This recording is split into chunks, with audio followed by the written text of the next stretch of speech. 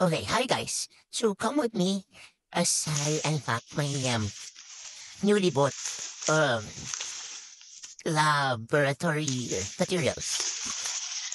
So I am a empty student. So yeah. So I have here meron pala akong glass light soon. Pero I still bought one. Kasi sobrang mabilis makaubos ng na glass lights. And wala akong lagayan ng tubes. Bumali pala ako ng maraming tubes. Meron pa pala akong mga tubes. So here is my, can you see it? Okay, this is my yellow bag. Para put sa infectious waste. They have here my lagayan. Ito yung lagayan ko ng ng mga ganito. Actually, ito yung original na laman yan. Okay, let's do this. Bileras tayo. Grabe, magkano na to? Kung manakaw to, mas mahal pa to sa trees. Yeah, so that pala yung kung gano'ng karami yung binili ko. So we have here, by the way, flex ko na. I have been buying from JRGT Medical Supplies ever since I was still in first year, so I'm already at my third year in him. So yeah, pinagkakatiwalaan ko yun sila. Yep. Okay, so here naman is my gloves.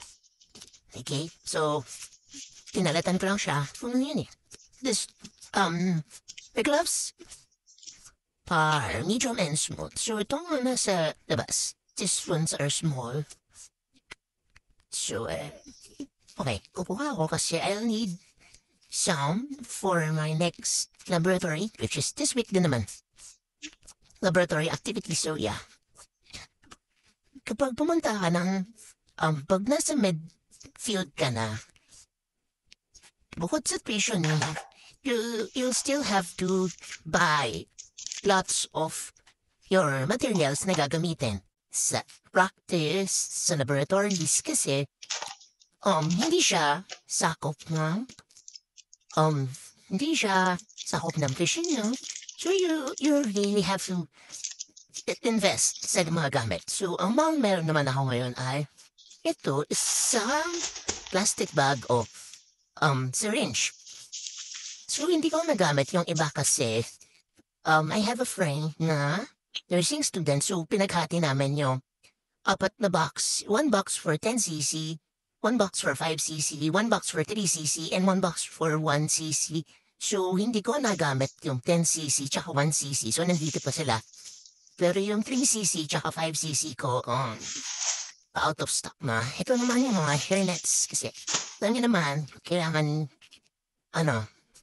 safe ang ating hair. Okay, so ito naman, isang box ng mga alcohol pads para to sa venipuncture.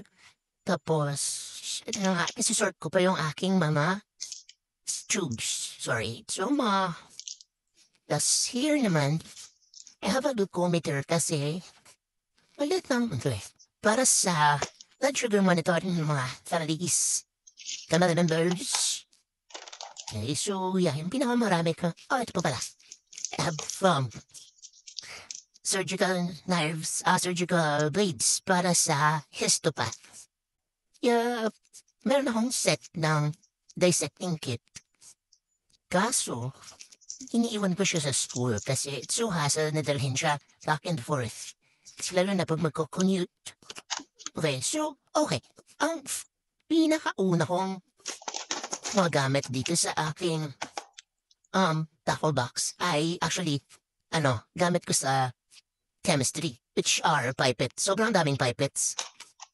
Kailangan mo ng pipette kung ayaw mo hiram-hiram. Tapos, isa na lang yung adapter ko. Ito nga, to,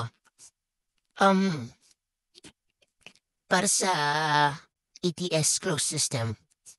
Okay, so ikakabit mo to dito. Tapos, ito yung tube dito siya. Yan. Tapos diretso tusok. That's how you do it. Okay. Yep. Mahal. Kailangan pa siya ayusin. Okay, bakit ba colorful yung ating mga tubes? Okay, colorful siya kasi meron silang iba't ibang mga additives. Color-coded siya. Ito, ang galaw naman ang camera. Okay, dito is, SSD or gel separator. Yung SSD is serum separator tube. Meron siyang gel, kita niyo to. It's a gel. Para kapag sinentrifuge mo, yung dugo dito is, yung gel niya, siya na yung bahala mag-separate ng packed RBCs and serum. Yung buffy coat, manipis lang naman yun, so tumahalo na yun siya dun. Ito naman, ito ang ating EDTA or ethylene diamine tetraacetic acid tube. So, meron siya, oh yeah, yan. EDTA yung kanyang anticoagulant or yung additive niya para hindi mag-clot yung dugo dito. And we have citrate, sodium citrate. Sodium citrate, makikita mo yan dito. Sodium citrate. Then we have here sodium fluoride. Ito naman, non-additive. Wala siyang kalaman-laman na coagulant, an additive or anticoagulant.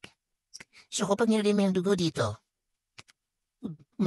kaklat siya, pero hindi siya mabilis. Kasi ito almost mabilis. Yep. And so pag sinentrifuge mo to, the only way na, para mapaghiwalay mo ng ayos yung serum mo at saka yung blood is through pipetting. Pag dito kasi, mas madali siya. Free. So, yeah. Okay. Dami chichiburichi.